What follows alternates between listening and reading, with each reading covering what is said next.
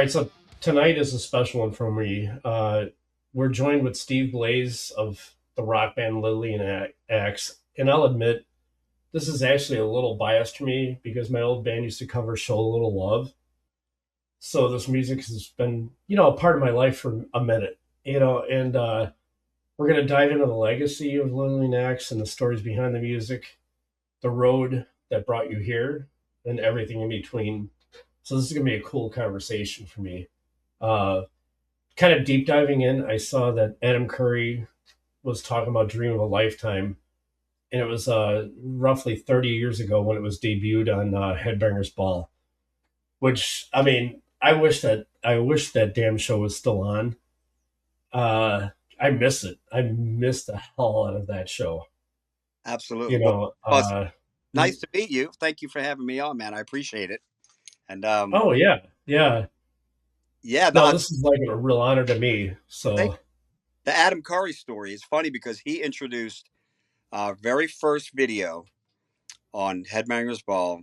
What was it? 1880, 18, listen, 1988, I think it was, right? Back when yeah, 88 or 89. Yeah, yeah, I think it was 88 because the album came out. Yeah, album came out in 88, so it would have been then. And Adam brought it on. So it was kind of a funny side story here. I always, we were talking earlier about conspiracy theories, but I always had this. I don't know if it really be a theory, more of like this strange internal fear that the first time I ever had a video on MTV and a big medium like that something would go wrong. It just had to, it's like, something's going to go wrong here.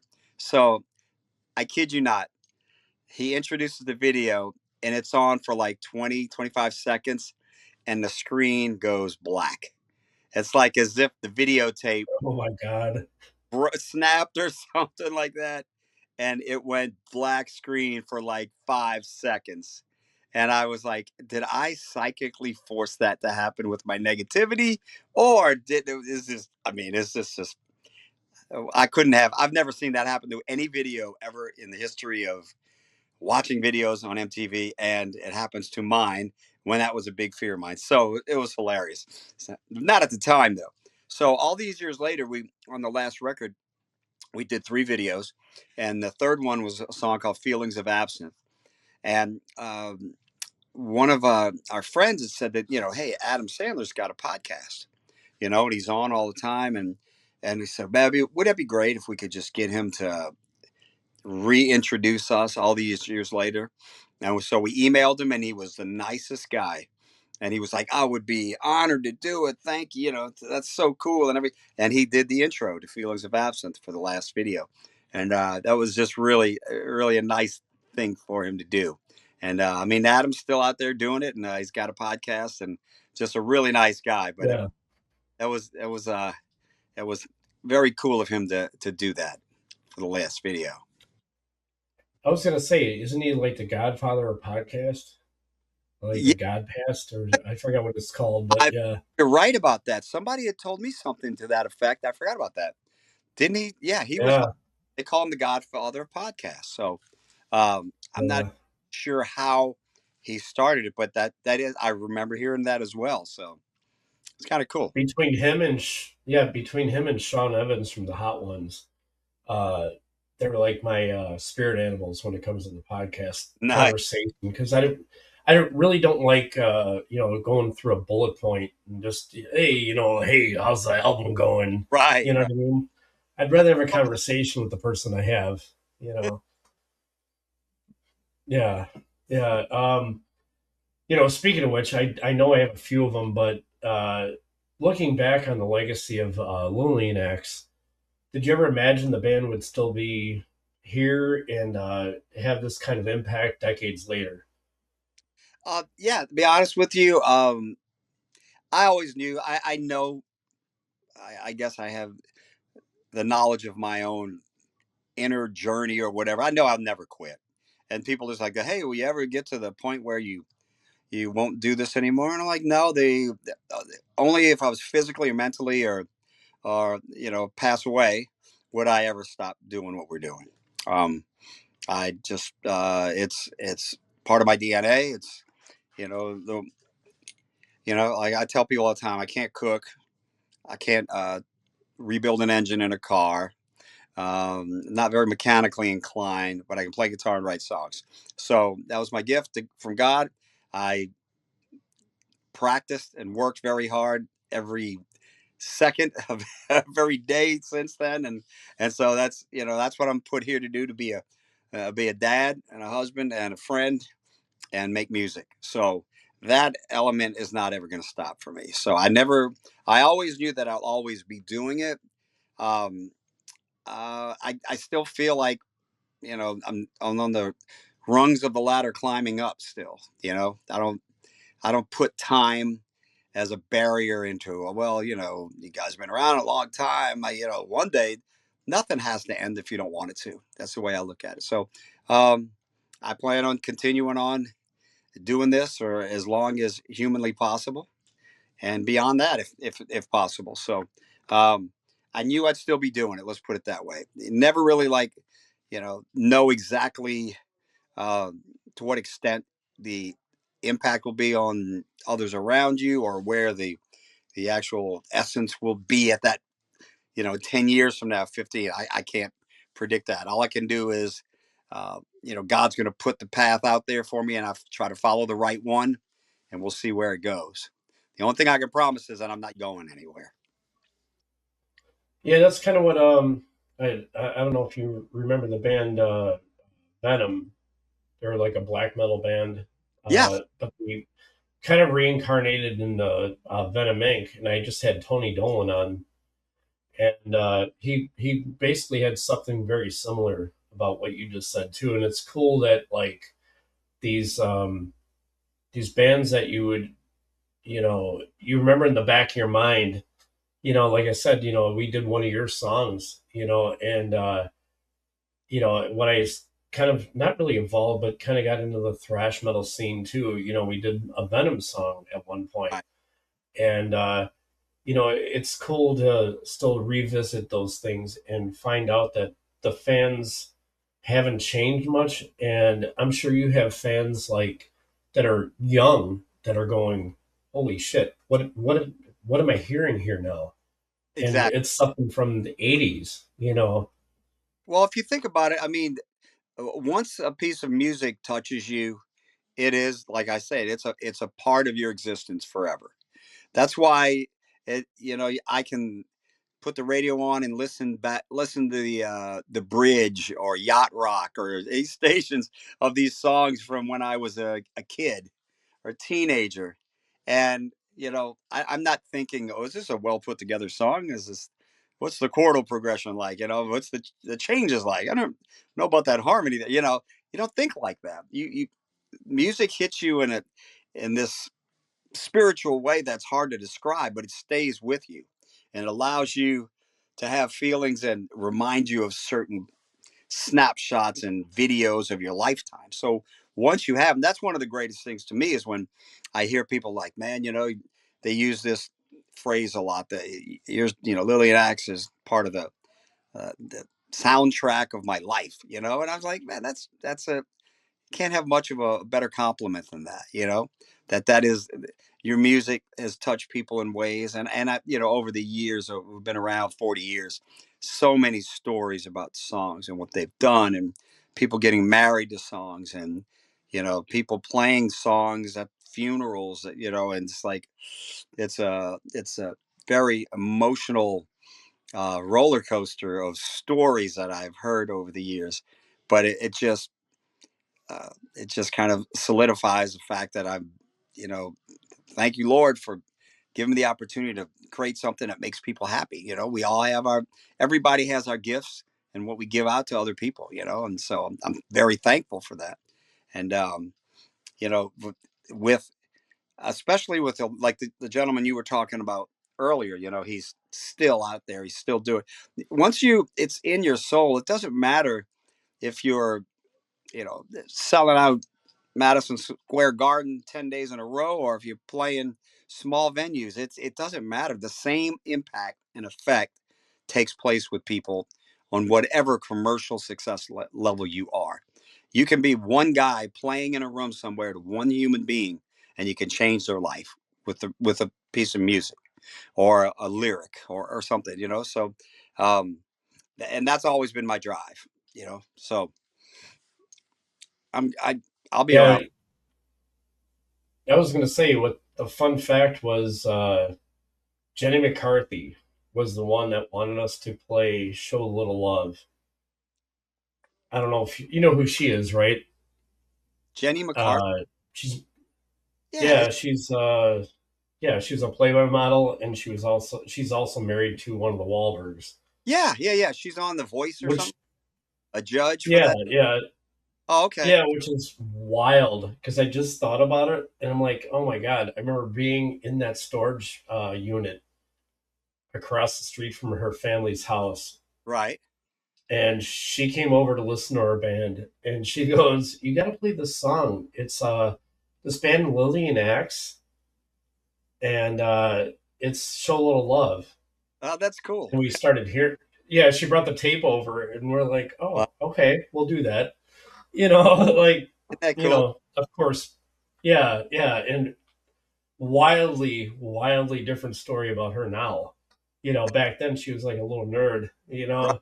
Right. Uh, we're just kind of like, oh, cool, groupie. You know, uh, That's but yeah, or that's interesting. yeah. That's I just that's bizarre that I just thought of that. I wouldn't have thought of that until I literally started talking about it. about it. Right. So that's even better, honestly. And speaking of which, has been that song truly holds something emotionally. What do you remember about? What do you remember most about that song when you wrote it? Well, one of the things that I can tell you, as far as a couple of things revolving around that song that are unique, are the fact that when we shot the video for that, we shot it out in the desert in California all night long. We got there, midday one day, and we were there till like daylight the next, all through the night up until daybreak the next morning here. That's how many times we had to shoot that thing. Yeah, and it was amazing to us because we pulled up and there was this huge, 60 people. There's trailers, there's cameras, there's the runners, the train, whatever they call the train or whatever that they're pushing the guy sitting with the camera and they're pushing the cart to get moving shots and all this stuff. And it was all new to us. I mean, we Yeah, had the done, dolly. yeah, Yeah, but it was new to us. We had done videos before, but nothing with that type of budget in that arena. So it was really interesting.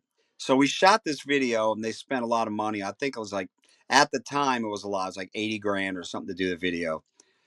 Well, about a week later, we find out that there was a faulty lens on one of the cameras, and we had to go to a different part of the desert and reshoot the entire thing. Now, if I tell you, we went through the song, pantomiming the song on stage 40 times, I'd be selling it short. And that's tiring after a little holy while. hell. And we had to go redo the entire thing. We had to stay in Los Angeles another extra few days and redo the entire video all over again. And I remember that one, I don't know if it was the first or second location was where they shot Close Encounters of the Third Kind. It was out in this open desert. So a little, Oh my god. little history it was really cool for us at that time. But I just knew at the time, it's funny because my writing process is way different than everybody else that I know of. Like I write everything at one time in my head. I'm not a guy that sits and plays on the guitar until I come it noodles around and comes up with something. Go, oh, that's a cool riff. I'm not like a riff writer and then make a song from a riff. I kind of hear it in my head like a composer would hear a piece. I would imagine like Mozart would hear the violins, and then he would hear the counter melodies and the cellos and the oboes and whatever instrumentation would be in that piece, but hearing it all at the same time. And that's kind of how I do it. I hear it all at the same time, and I usually, I mean, thank you for cell phones. But I used to have like a little digital recorder, or in the old days, it's a cassette recorder, and you just pop the ideas, and I have to record them. The second I get them, even if it's like a lyric or a title or a word or some creative idea, I've got to put it down on the record it quickly, or I'll forget it. So I have my phones filled with hundreds and hundreds of little quips here and there of song ideas. So, but I hear them all at the. A few moments later. Technology, yes. Hey, you're learning something new. Now you can do it in segments if you need to. And I've had something kind of similar, but it's all good though. It happens. Good. Um, yeah, let me see here. Just wanna make sure that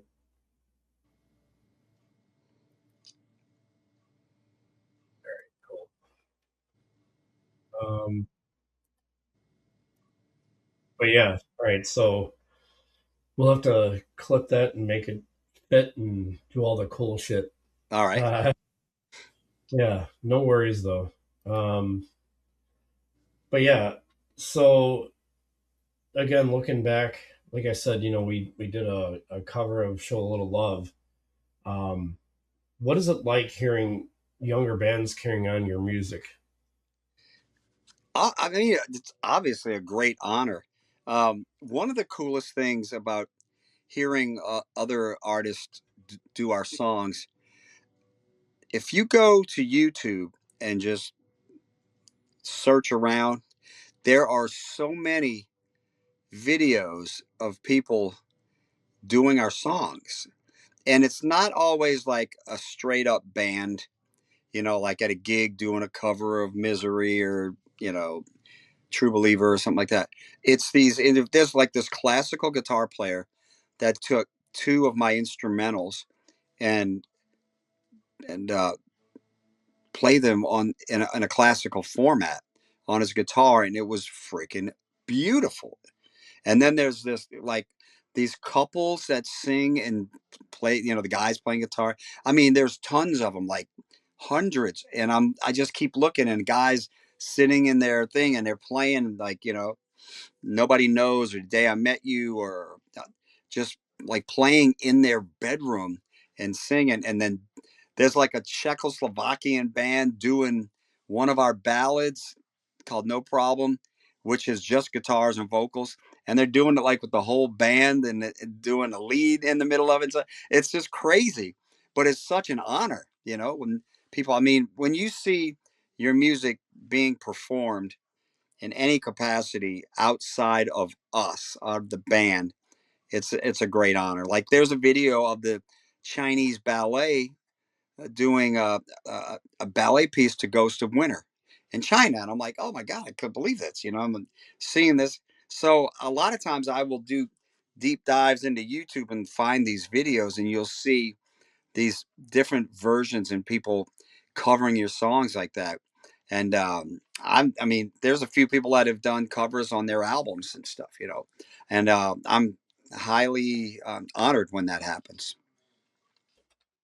And the thing is like I've talked to artists over the years. Where do you feel like your music has a resonance? Is it the UK, Asia? Because America has like ADHD. They just kind of give up on a fad really quick, you know, Yeah, and on the they whole, kind of popular. Yeah, you're you're right. On the whole, yes, we have, and that's, I believe, due to the fact that we are given so much. We have so much freedom that we take it for granted. We have so much at our disposal that we take it for granted, that we can, if I want to see, Gene Simmons cooking breakfast, I'm sure that's on YouTube somewhere. You know what I'm saying? It's like back when I was coming up, the bands that I was amazed by: Alice Cooper, Sabbath, Led Zeppelin, Queen. Man, yes, if you went to a store and you saw a magazine with one picture of the band in it, mom, I gotta have that, and you took that thing home and you stared at it for 3 weeks. It's not like that anywhere. It's like No. we it could be, first of all, if we weren't so spoiled.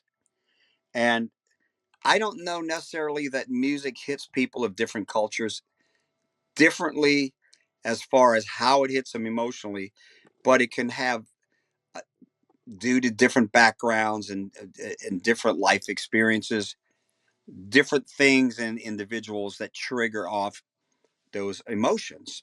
You know, like happiness to you and me, I don't think it's any different than happiness to a guy living in Nigeria. Happiness is happiness, but yours and mine may be a different thing that makes us happy. We may view things in a different light than somebody from over there or from any culture, whatever. So I think that's one of the great things about music is it allows emotions to be evoked no matter who or where you are, even if you don't even understand, even if it's in a different language. The combination of melody and power and dynamics and vocals all done in a certain way, it moves people in different ways, from making them rowdy and upbeat and energetic to depressed to sad to happy to feeling good. That's the beauty of it. It takes over and elicits these emotions in different ways for different people. But I don't think that, um, like I've heard people from, go to Japan and they love the music there. They may react differently in the way they treat you and how they approach you.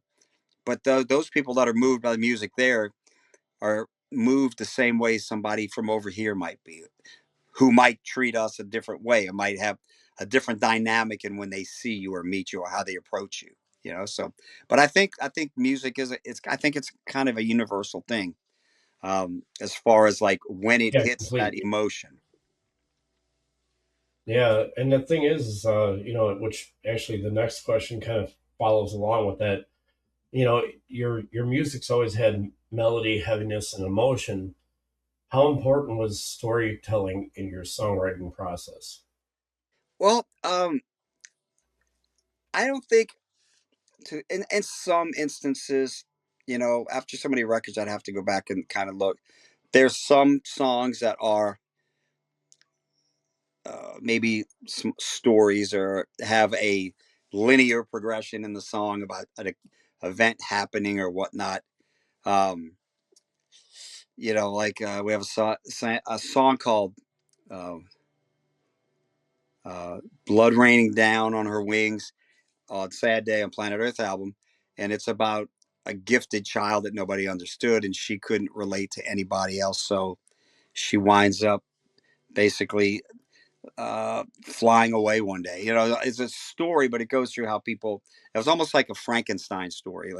Like this, uh, being different and unique, and nobody understanding you, causing you to leave the earth. Now, this doesn't mean killing yourself. And I was putting it picturesquely, like flying away and just leaving, and more of an image of a misunderstood person. So there was more of a storyline to that, as opposed to a lot of my songs, which I just talk about the human condition and, my disdain with how I think as a society we we're just we don't realize how really great things are here, how really what a gift we have in life.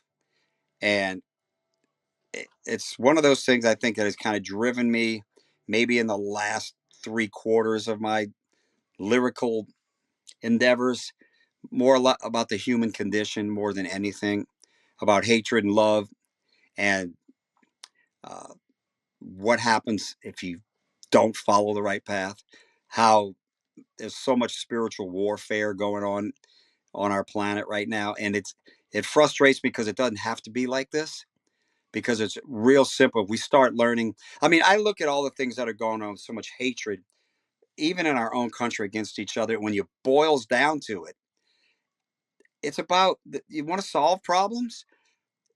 It doesn't matter what you name somebody or what. pronouns they have or what this and that. What matters is how you treat them. How you are you kind to them? Are you empathetic? We worry about petty little surface level things between each other, amongst each other, instead of the deep down fact that we should be caring about each other. All that other stuff doesn't matter. I don't care if your hair is blue, purple, green, red. I don't care what kind of clothes you like or whatever. Everybody has freedom to do what they want. We don't, and we shouldn't have the freedom to treat each other poorly. The root of all of our problems is instead of worrying about things like that, we should be worrying about parents teaching their kids proper things about goodness, about empathy, about treating each other well. We should be doing that. Once we work on the heart, all the other stuff would come into play and all the other things would fall in line. But we don't worry about that. We worry about stupid things like, how much money we have. Am I impressing this person? Am I fitting in with the right people? Then we need to be worrying about treating, educating our kids and treating each other properly. And all the other stuff will fall in place. It's a beautiful planet. And I get really internally frustrated and aggravated when I see stupidity and ignorance and how badly we treat each other all across the planet. So that's a lot of my lyrical content revolves around that. But every song is unique and has different angles, different twists, and you know, for each song, I think about it all the time because people ask about songs, and I'm like, every song I've written, I could talk for 3 hours on it because every line has conjures up Oh, different types of images and opens a whole mhm. new uh, discourse. So it's, um, but I say, I guess macroscopically, I write mainly about the human condition and good versus evil, if that makes any sense. Oh, for sure. And the thing is, too, I've over the years, I feel that maybe a song might have evolved emotionally and differently for a lot of writers and creatives. Maybe you wrote about maybe a heartbreak at one point, and then all of a sudden it's about maybe somebody passing, Yeah, 10 years later. But it's that artist that feels that way, not maybe the fan, but it's just the artist is like, oh God, I wrote this 25 years ago. right. And now, those lyrics mean something completely different to me. Well, loss, And loss, right? that's what's abuse. Yeah, and that's what's beautiful about music, though. It's like it comes from trauma, Yeah. and trauma honestly equates beauty at times. It might be a dark beauty, but it's still beauty. Well, I wrote a song You on know, psychoschizophrenia called "The Needle in Your Pain," and it was inspired by a guy. He was a journalist, young guy, and Brian Bowles was his name. I think he was lived in Chicago, but I had met him on the road. He interviewed me a few times, came to some shows, and it's just a young guy, man. All of a sudden, he's in the hospital. He has cancer, and it's terminal. And within a matter of weeks, he passes away.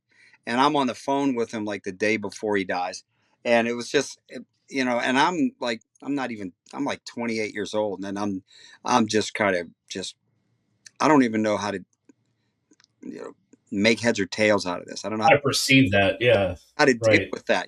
So I wrote this song for him, and it's called "The Needle in Your Pain." And that song has gotten I've had so many responses over the years on that song, but I wrote it particularly about him, but it was about his strength and how I watched him when he dealt with his situation. And then, over the years, it adapts to other people. Like my wife had cancer when we first met 20 years ago, and she was so strong about it. And I'm like, this song pertains to her. And it's all about any, I see kids on TV, St. Jude's Hospital, these young kids, and it kills me. It breaks me up to see anybody suffering, but especially children and kids and women, watching people go through heartache. And I'm like, this song was inspired by him, but people have taken it and it's about seeing anybody suffer in the face of any type of trauma or sickness or despair or whatnot. And I had a lot of people, since it's called "The Needle in Your Pain," they thought it related to drug addiction or somebody that was, they took the actual uh, Yeah, the literal term, part of it. right? It wasn't like a it was, they took it, for being a needle. And so I said, Yeah, hey, but yeah, that's not what it was intended to do, but it works, because how many people are suffering and watching their loved ones go through drug addiction and things like that. So even though it started off being homage to a certain person going through this, it branches out, and the meaning can cover a gamut of things, all about loss and dealing with people, watching people go through pain. So um, that, like you said, that's the beauty of interpretation of music. So, and I could go on. yeah. And the thing, no, that's. I appreciate you, illustrating that because I've wondered about that song, honestly. Like I said, this is a little biased for me, so Yeah. it's pretty cool to talk to you about these songs. Speaking of which, what's the hardest song emotionally have you had to do live? uh, that's a good question, but I would say, hmm, there's probably a couple of the ballads. We have a song called "No Problem" that it's on the last album from Womb to Tomb, and a song called "The Day I Met You," and another song called "My Apologies." Um, I wrote "No Problem," "My Apologies" for my son, and "The Day I Met You." It's obviously about uh, just I like the idea of writing not a love song necessarily, although the same feelings there for, your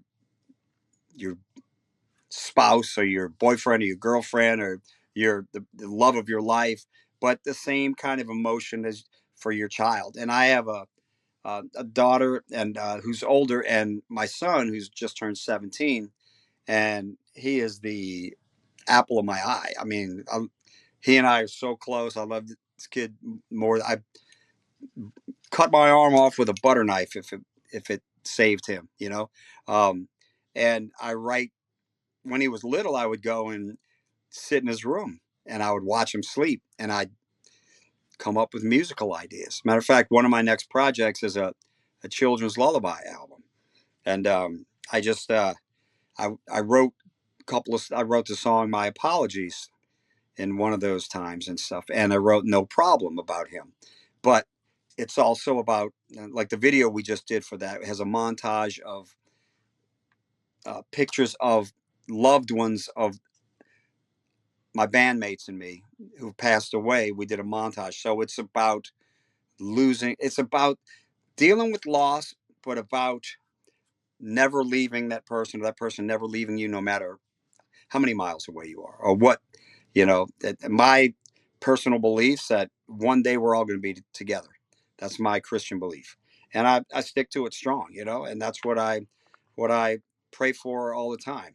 And so when I write songs like that, it chokes me up when we play them live. But I will tell you, I'll share this with you one time, because I thought this was, you have these moments that occur sometimes, and that are they're hard to describe how you feel. But I do a lot of acoustic shows around here when we're not touring and stuff. Okay, there's a Brent Graham, Lillian acts the singer, and I do a lot of acoustic shows. We play stuff we grew up with: Elton John, uh, Stones, Zeppelin, Bread, James Taylor, Gordon Lightfoot, all kinds of stuff from the '70s, right? And there's another Awesome. guy down Yeah. here. His name's Christian Surpass, and he's like a rockabilly guy. He's like 6'8", looks like Elvis, and he and I do a lot of acoustic shows around here. We do stuff like Jerry Lee Lewis to Elvis, and stuff like that. A few moments later. That's a first for me, man. That's pretty. It's all right. Oh, it's good. No, we've had a great story, so that's totally. I'm okay with putting these together. Good. Um, I want to kind of bypass tour stories, because I mean we're having a way different conversation. Yeah. Um, Honestly, if you go back and give your younger self one piece of advice before the first album drop, what would it be?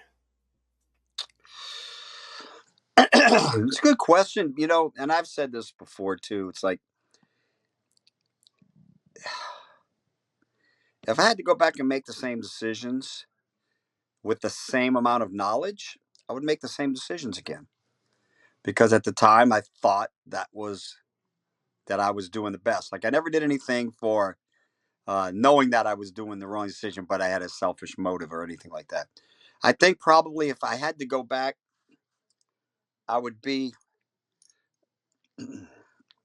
maybe a little bit more um, knowledgeable about how the industry went. But then when you're 22, 23 years old, how are you going to find that out? You know what I'm saying? I mean, Oh, of course. I could go back Yeah, and go be smarter about your decisions. Do this, and I'd probably be a little bit more okay, little less trusting. How's that? Because I still do it to perfect. this day. I give people benefit of the doubt. The cup's always half full, and I think everybody's great. Yep. And it doesn't take long before Same here. in many cases, I am disappointed, but that doesn't deter me from continuing with that. I'm not going to let bad things turn me into a bad person. I'm not going to do that. So I would continue to be positive. But if I could go back, I'd be like, hold on a second, sit down. I know you're excited about signing this big deal, and but you know, look at management. Look at who's managing you right now. Take your time. You've got more.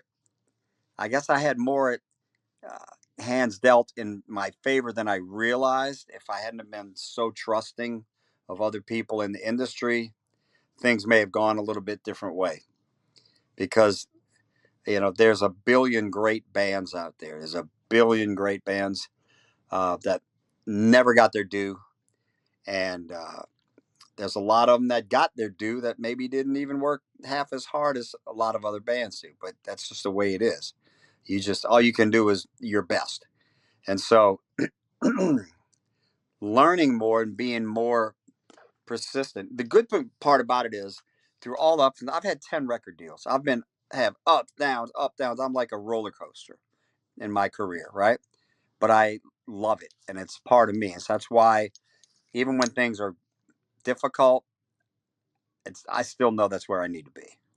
So um, I would just probably go back in time and just say, hey, slow down, take a deep breath, get more knowledgeable about who you're dealing with, and don't let them walk all over you. Yeah, and that's it's funny that you say that because I've talked to several really young artists recently, and they're all nervous about record labels and doing stuff independent versus streaming. And I just tell them, you know what, do what you want to do, but also make sure that you do it because you trust whoever's Yeah. doing it with you. And if you're doing it on your own, great. You should probably at this point do it on your own because of how streaming services are and independency is going and just all this thing. Throw a few songs out and see if anybody bites. Yeah. The industry is so It's not different like than when it you and I. Yeah, I was going to say it's so much different considering how it was for you and I at one yeah. point. It's a lot different. The But record here's the labels. deal. Like a lot of people are like, oh, I'm just gonna put it out myself and then I'm gonna make all the money. I'm not gonna you may do that, but you have to think about this wisely. Your ability to reach people and get your music out there is going to be limited if you do it strictly on your own. And you almost have to take a chance sometimes because being involved with a distributor or somebody licensing your records or a small label, an indie label, they're going to if they are a truly a normal organization, a real legitimate organization, they're going to be able to get your product out there and get your stuff in front of a lot more people than you're going to be able to do on your own. So, yeah, you might make a few more bucks per record, but are you going to have the scope and the ability to you do your job every day and be making calls and dealing with distributors and handling the business aspect of getting your records out there, if that's what you want to do? You can't do it on your own. So there comes a time where you do have to put your trust in somebody else. That's the tough part. Right. And that's where you have to do your research and education. You know, Well, the whole industry um, is way different than it used to be now. So that's another thing too hundred as well. percent. But you got to pay your dues and you have to build. And if I was going to give people advice, uh, it would be more in like surround yourself with good people. Make sure the guys, when everybody wants to get out and play, you may go through 20 band members before you find the right one. But don't be in such a hurry. Get like-minded people, and that's the most difficult aspect. Is once you have that team that's unbreakable and invincible, and you're all on the same page, and you all have the same goals in mind, and you surround yourself with good people. You know, stay off the garbage. You don't need drinkers, drug addicts. You don't need knuckleheads in your band. Take your time and find the right people to be involved with. It's like any relationship. You don't just go, well, I'm gonna go date 500 crazy women to find one good one. No, just take your time and look, and it'll come to you. So my advice would be more on a spiritual level than, the business aspect.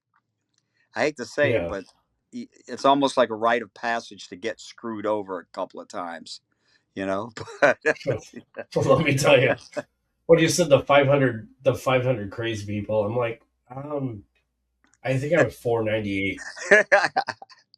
So yeah, oof. I'm a second degree black belt in divorce, so just trust me. I know what crazy is. You know, what'd you say? You're what? I said I'm a second degree black belt in divorce. Oh, So yeah, so I'm pretty sure I'm at like 498. You know, uh, but yeah. Speaking of which, conspiracy theories. I know we kind of touched on it earlier, but I would love to hear your take on a conspiracy theory. It doesn't matter if it's something that you just come up with or if you heard something or, Alex Jones. You can go Alex Jones if you want, Uh, but yeah, I love this question because I've heard some really wild stuff in the past 2 months. So, wow, that's a tough one, man.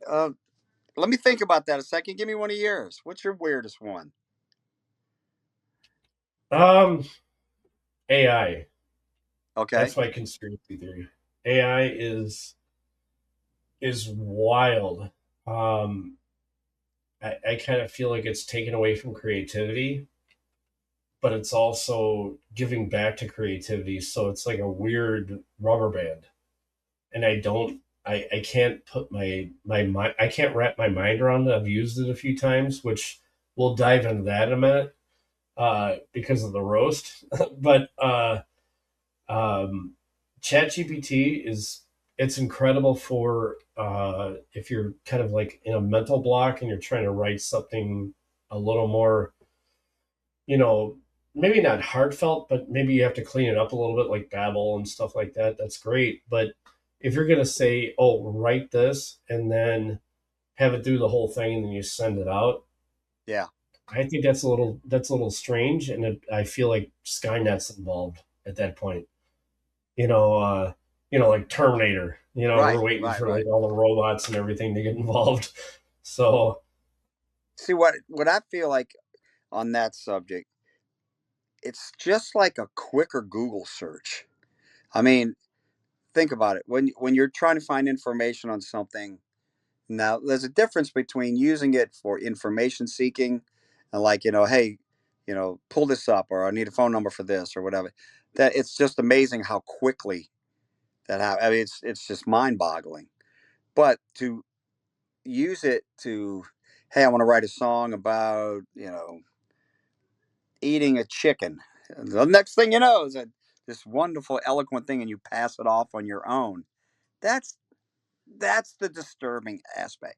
What, like with everything, you know, we can never Yeah. really do anything within certain boundaries. Like we always have to like take something and just drive the point home so bad that it ruins it. Like AI is good for this, but it's bad for this. So let's not use it on this. Nope, we're going to use it for. We can't ever seem to have any discipline in how we do things. Once man gets something, he destroys it right away. He runs it into the ground. I mean, I know guys that are writing songs using Yeah. using AI. And I'm like, okay, I'm going to 100%. try to look at Yeah. it like this. Okay, what's the difference between doing that and a keyboard player running tracks during a show, or doing sample drums or whatever? I mean, it happens all the time, everywhere, all the time. Is it really the creativity aspect comes from the individual and the chords and the melodies and stuff like that? Yeah, they can. AI can generate some melodies, but if you ever listen to them, it doesn't really sound human. Um, I don't have a problem with people using it to like create demos and stuff like where you got a guy that wants to write a song, but he can't play keyboards or guitar, but he knows chords and he wants something to sound like this. Is it wrong for him to use it to do his demos, to get his songs written so that he can present them to other people? The Right. problem is Yeah. it's not Inspirationally.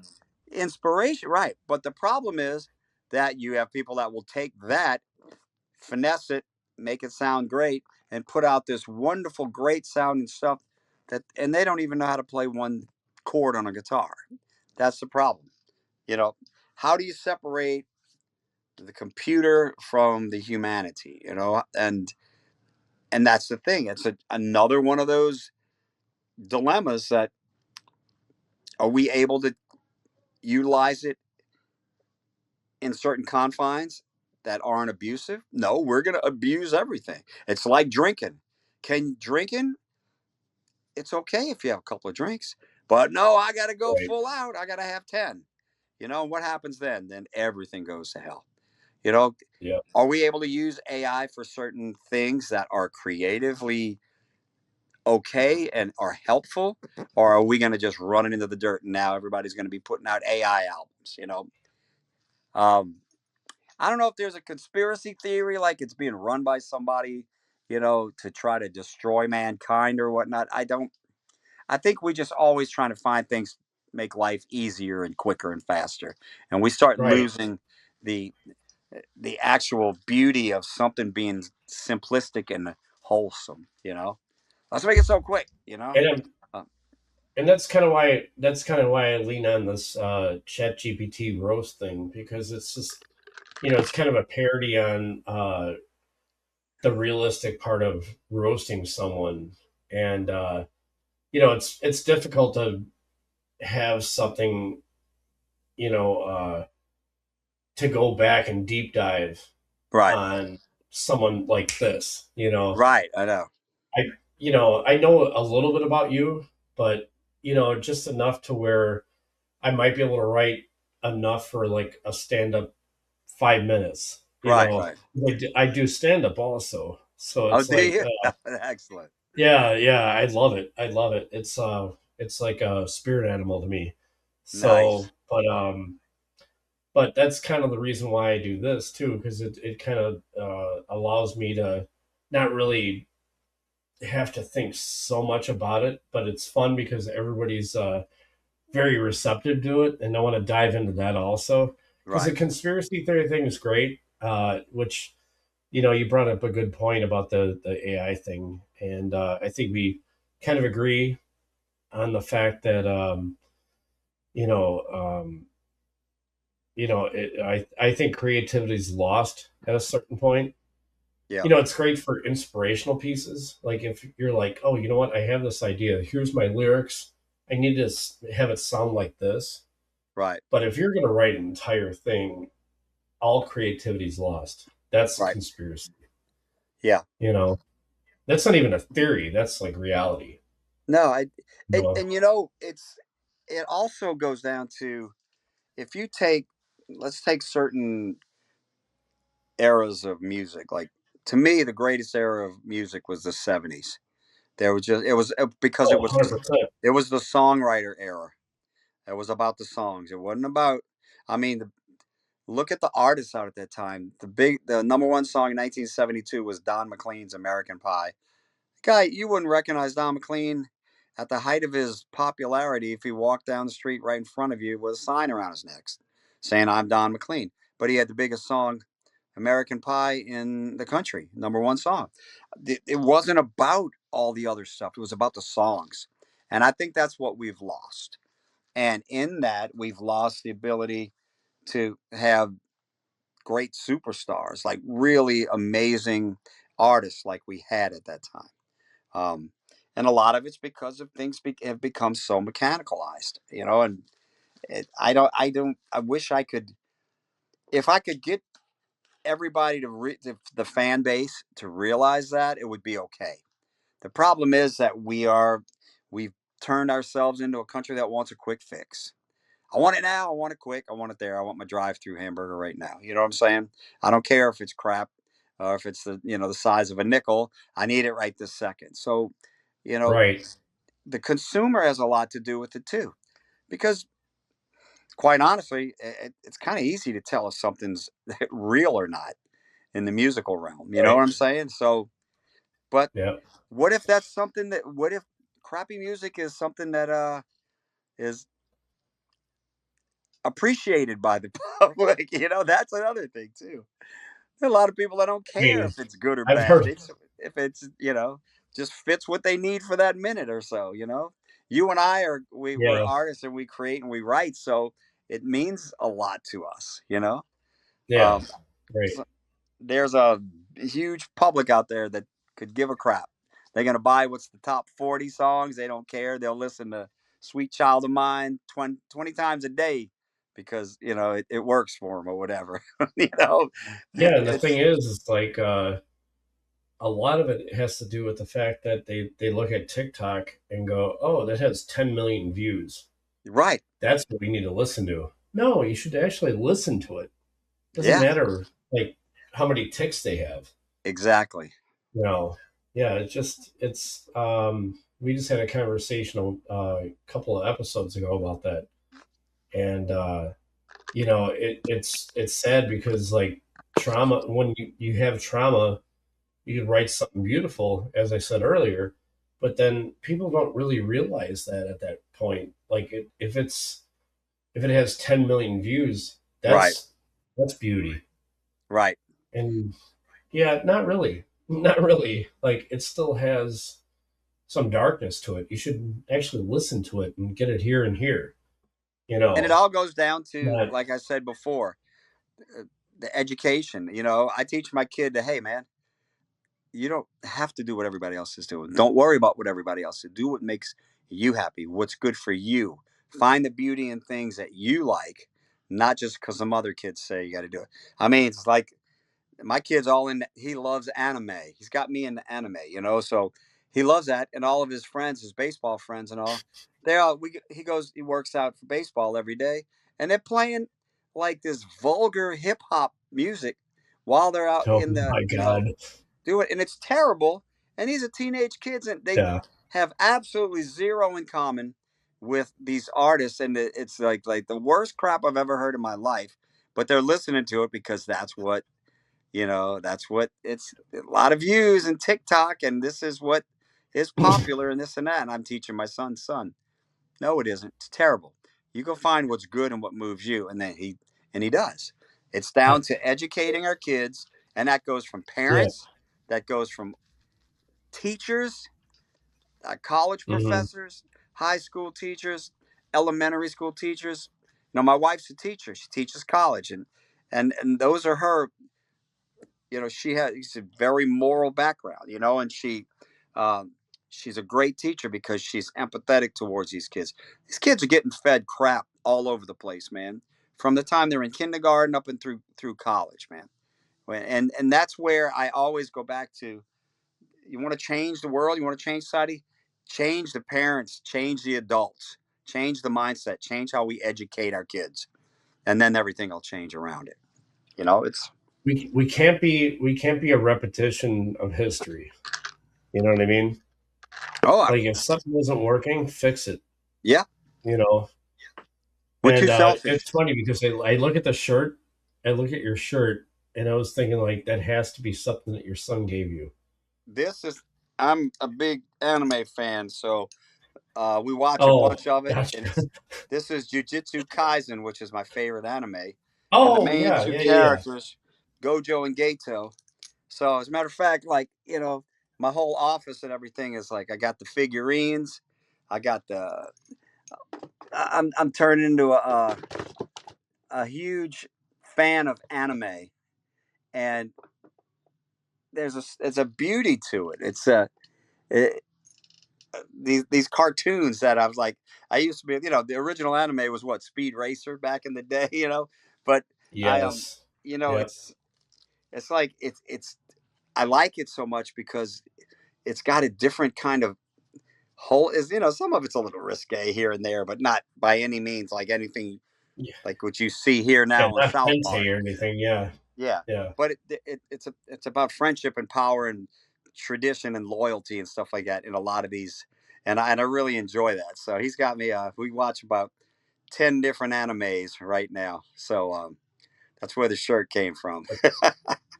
That's awesome. And then I see the Pennywise behind you, which I have a Pennywise button down like Hawaiian shirt. Actually, you know what that is? That's Killer Clowns from Outer No. Space. Oh, it almost looks like It Pennywise. looks Holy like shit. Pennywise. It does. Yeah, that's awesome. Even better. I like that too. Um, so I'm gonna deep dive on this Chat GPT roast. All right. It says Steve Blaze has been the sole original member of Lillian X for so long the band should be renamed Steve Blaze and the Rotating Door of Guys Who Couldn't Keep Up. At this point, the bassist is the only other survivor. It's like musical Highlander. They can only be one, and it's always Steve. Well, thank God it's me since I formed the band and write all the material. That's the good part, right? It's not like the kazoo player is the only original member. Oh my Uh, god. Yeah. if you think And then about like how many relationships last 40 years in anybody's life? So uh, I was gonna say other than my parents, I don't know. mine too. I will give you that. My it's tough, man. It's when you first start, people think man, look, we're lifers, we're doing this, and then life happens, the road eats you up.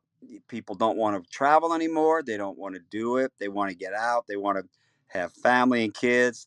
They just want, it's everybody's changes. So I've always felt like, you know, the essence of the band to me was always the songs.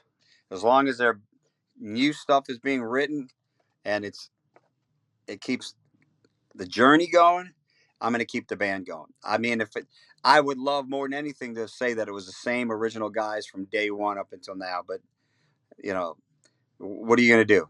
Quit and then just because it's not, or you keep going on, you keep the essence alive. That's the most important thing. The good part about it is I've always been blessed with even guys that aren't in the band anymore, blessed with great individuals and very talented people. So. Um, but yeah, it is. It's quite a. It's not like Rush. Right, I right. mean, even Oof. Rush has had Uh, only has two guys. So right, right. It says they call him Blaze, but the only thing on fire these days is the Lillian Axe merch table after 40 years of the same 12 fans showing up. of the what? I'm The like, same. oof, same 12 fans showing up. Now we're up to 14 now, man. We're getting better. Oh, good. Yeah, that's 2026. You got two more. Good.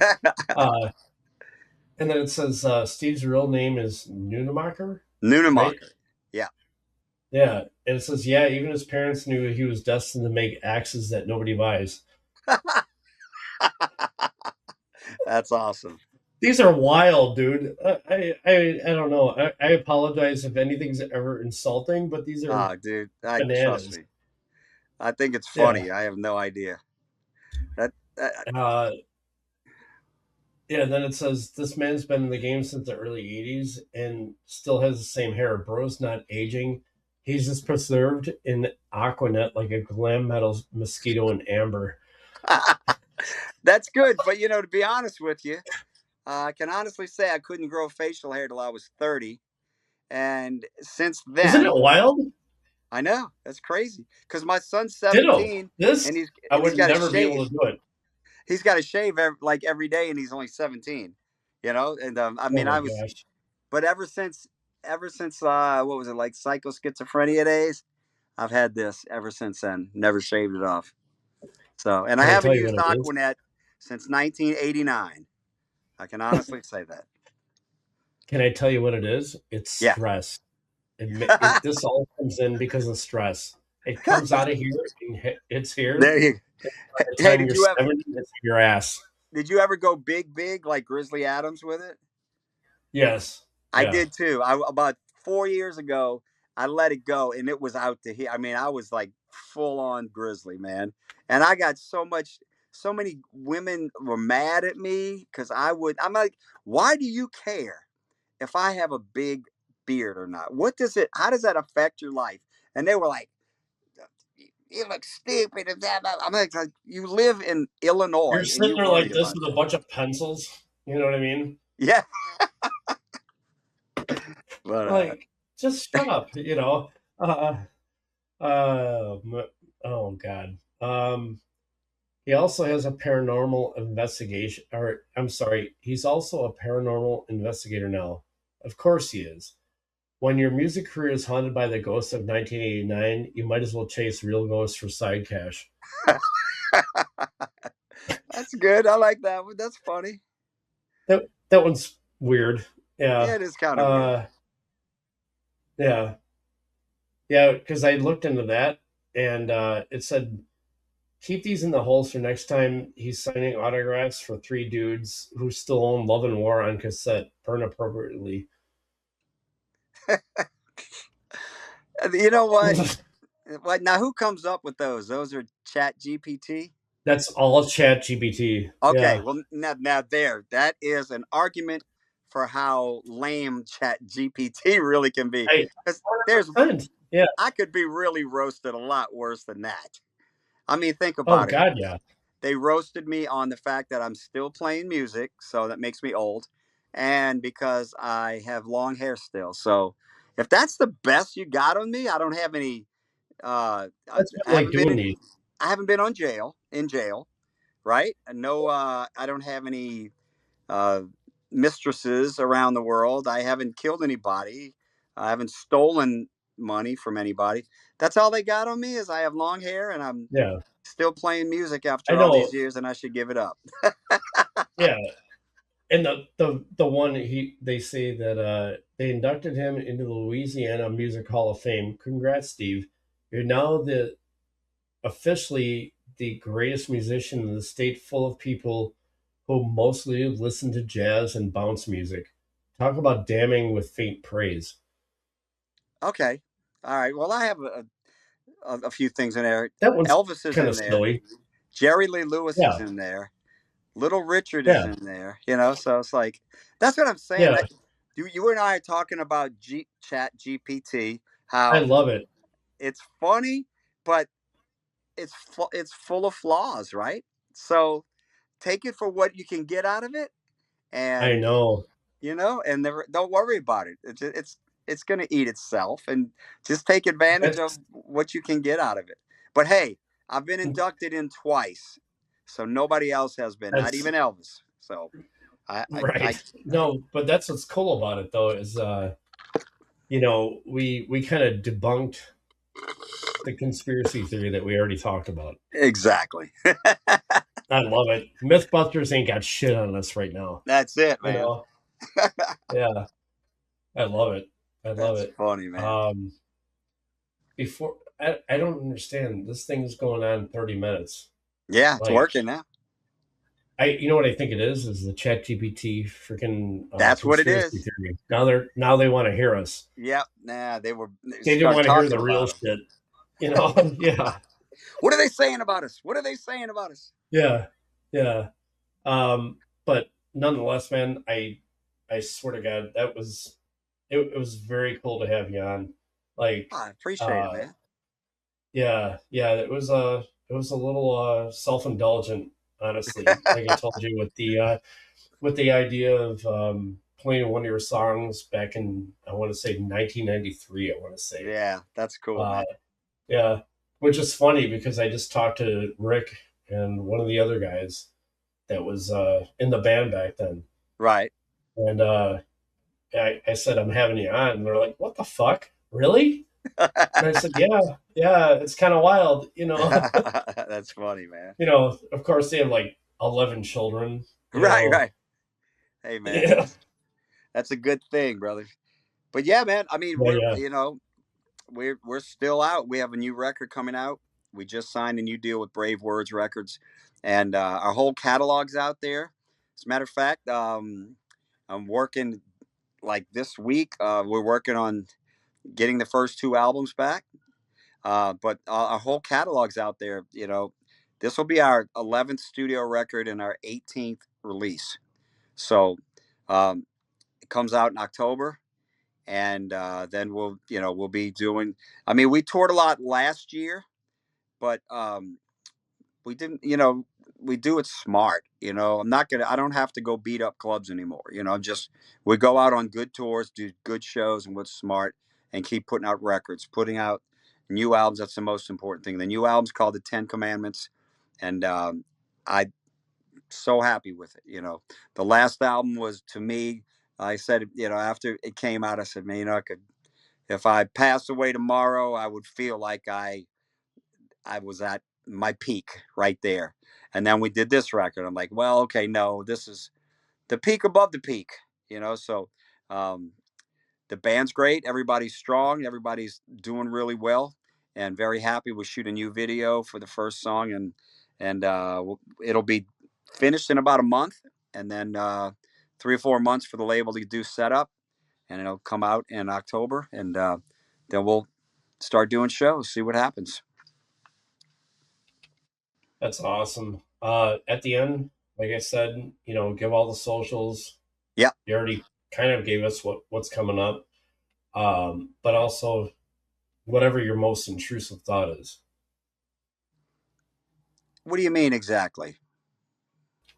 Well, I mean, it could be something so bizarre, or it could be something that you came across today. Like my intrusive thought was, why does somebody stand in line for scratch off tickets when I have a complete full basket of things, and why don't they have two different lines for it? Okay. I mean, that's a simple one, Yeah, but all I've had right. a lot I worse just that probably I could get me in jail. I never thought about that before though. Yeah. Oh gosh, I have to think. I have some that I'll tell you off air that Okay. I'm not gonna put on here. All right. So Lord have mercy. It's a caught me off guard on that. Well, I'll tell you about the other things real quick. The normal social stuff for us. Uh, Facebook. I have my Steve Blaze, Lillian X Forever, a bunch of. Just go to YouTube. There's 7 billion videos throughout our history on there. Um, the last album is called From Womb to Tomb. Everything's on Apple. Everything's on iTunes, on Amazon. Everything. There's no lack of ability to find all of our stuff. Um, the usual LillianX.com, Facebook, Instagram, etc. I don't play around. I'm on my Steve Lacing. I get back with people constantly through Lillian X Facebook page, Lillian X Forever. Um, though it's easy to find us. Um, just look for the new record coming out. But we have 2 box sets came out this past year. We had so much material, we had to do it in 2 pieces. Um, and if for you guys, I know most people know us from Psycho and Poetic Justice, Love and War, first album, but there's a whole history of stuff since then, especially our last record that I'm amazingly proud of. That you know, I don't. This is what. Okay, here's my intrusive thought every day. Why do people complain and want free albums when it costs more money for a Happy Meal at McDonald's than to download a band's album? Okay, people complain. I got friends of mine that will go, "Hey man, you gonna give me a free copy of the new CD when it comes out?" You can get them for like $10 now. You can download an album that a band spent months, maybe years, and thousands of dollars and blood, sweat, and tears to create. And your own friends will say, "Hey, man, can I get a free copy of that?" You can't go pay $9.99 and download my album, but I'll go to McDonald's, get a kid's Happy Meal for $11.99. Okay, that's my intrusive thought of the day. Oof, man, that Think one about, right there. Oof, yeah, that hit hard. That one think stung me about it. good. If 1 million people, and that's not necessarily a lot of people, 1 million people spent $10 on an Yeah, supporting a band they liked. And I guarantee you, most every band out there that has put records out has at least 1 million fans around the world somewhere. That would keep those bands continuing to make albums, being able to make more music for their fans, be able to tour. The music industry, touring industry, everything would has the ability to really prosper if fans would take the initiative and support the bands they love. It really would. well, I mean, you know, if you look at the end of all things, like when we grew up, it was like, the Aerosmiths and even Metallica and Dokken and Queensryche and all them. We were buying the T-shirts, standing in line for hours, maybe even days to get tickets. Yeah. You know, they're dropping their new album, and we're standing in line at Mm-hmm. whatever record store, and we were, you know, that's fans. Like, Yeah. not this shit, not this shit. I'm sorry. Like, But this isn't it isn't. also a whole mindset, though? It's a Oh, mindset because 100%, now man. you just Yeah, people. Why don't kids do that anymore? Because they've been taught that you got everything. Pay you $10 a month to Apple Music, and you get any record you want. I yeah. mean, really, is that fair to the artists? Mhm. No, No. it's not fair whatsoever. So, it's like much more of a primitive thing that has to happen to make people more empathetic and Yeah. considerate. And I don't know if that's ever going to happen, man. It seems like we just keep The getting. tangibility is gone in a Yeah. way, you know. Um, and the thing is like, not to say we're dinosaurs or anything, but like, I've been trying to teach my kids, everybody that comes on the podcast, like, you have to see these bands live. Don't Yeah. just listen to the shit on on streaming and stuff like that. For example, Highly Suspect, great band. They were, when I heard them on Spotify, I'm like, oh, that's kind of cool. Right. But then when I heard them live, I'm like, holy shit. Whole different thing. Yeah. And I'll guarantee you, most of their fans do not know what they sound like live. Most Yep. of them. Right. And another thing too. Same with Bad Flower.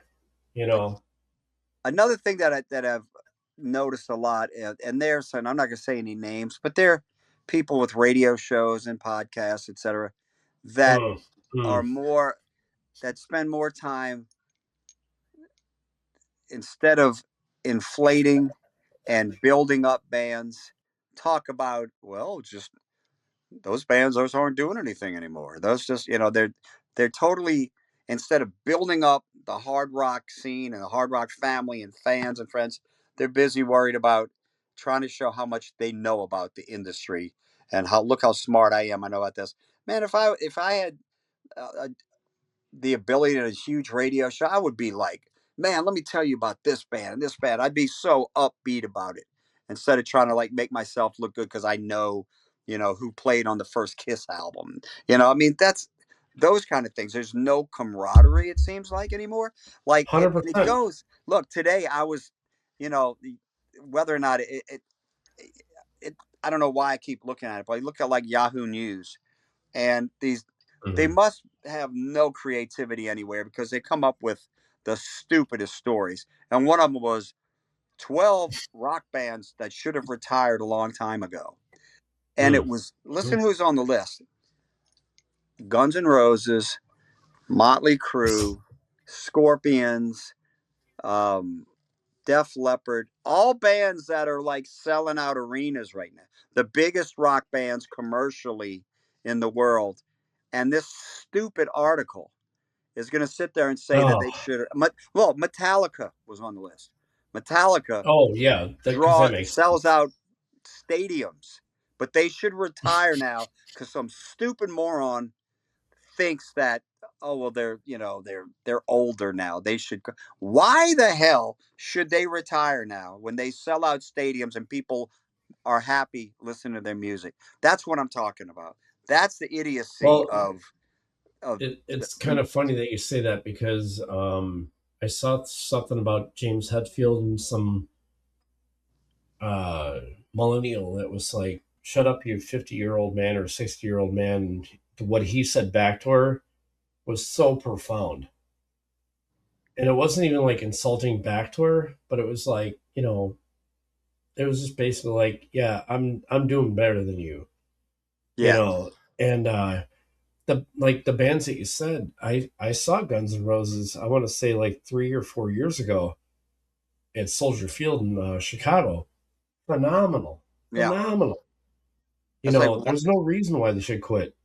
yeah, but You know, why would anybody even write an article like that suggesting that? it's And these clickbait. are all like bands that are still out there doing great numbers and I don't care if they're playing clubs for 100 people. It's their lives. If they want Yeah, to keep playing until they drop dead, why don't we be happy about that? Why don't we I encourage worked. men go out there and make people happy? That's what it's about. I worked as a stagehand the other or 2 years ago. I want to say for Judas Priest. This year I'm working for ACDC. It's like there's no if I'm working in a stadium. I'm Yeah. working at a stadium, Yep. not a podunk bar. Yep. A stadium for these bands. So why would somebody even write an article with such? That's what I'm saying. The negativity and the hate and the crap. That's what's Oh eating away at young kids. And it's everywhere. So the only way that's going to get solved is if at home the parents, the teachers, people in yeah. places of education for our kids get their act together and start teaching kids Hmm. good stuff. Because there's so much Yeah. crap out there Like getting fed to them. like John Humphrey from Seether. I had him on my previous podcast, and he's got over 3,000 albums, like just Right. vinyl that he loves. And he talks about that stuff like it's a Bible. Yeah. And that's where true beauty is. If you can sit there and listen to something on vinyl, maybe not digital, who cares how you listen to it? Right. But if you can find the beauty in it, it literally negates everything these idiots are saying. Yeah. It does. you know and shame on them. Yeah, and I know some of the articles that you're talking about, which I'm already at war with one of them. Right. So which I'm not going to say right now because I'm going to Right. respect what you said, but I got this guy's number. Let's just say that. Yeah. uh you know he's just it's a clickbaiter, and Yeah. I don't like it. I don't like it. You know what? Be there for the fans and the band. Yeah. Don't be there to be popular. Yeah. you know TMC is that type. you know Yeah. And They don't care yeah, if they I hurt don't, some I or don't, ruin people's lives or what the yeah, result is, as long as they get the clicks. You know, you're right. But yeah, at the it's end of the day, we're shame all on going to them. meet our maker, man. So Yeah, but no, I appreciate you being on, man. This is like I said, there was a little self-indulgent well, indulgent thing here. Yeah, but I appreciate it. that was cool. Anytime, man. Yeah, Anytime. yeah, yeah. Please keep me updated. I I will. hope you're in the Midwest. I'll be here.